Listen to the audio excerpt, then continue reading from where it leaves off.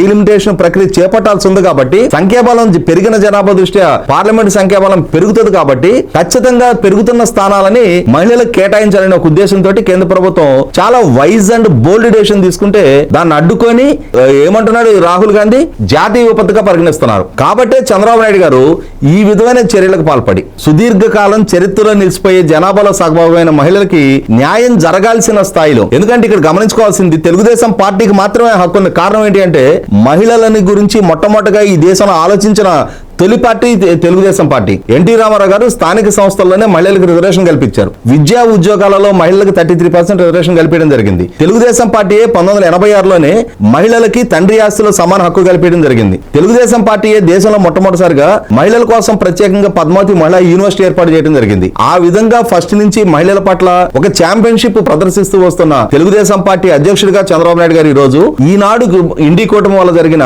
ఈ చర్యలని ఖండిస్తూ మహిళా విద్రోహ దినంగా దీన్ని పరిగణించాలి అని చెప్పని ఈ రోజు నిడదవోలులో ఎన్డీఏ కూటమి తరఫున మహిళలతో ఆయన ర్యాలీ చేసిన తీరు కూడా చూసినప్పుడు ఖచ్చితంగా దీన్ని మహిళా విద్రోహ దినం అనొచ్చు, దక్షిణాది విద్రోహ దినంగా కూడా దీన్ని పరిగణించవచ్చు.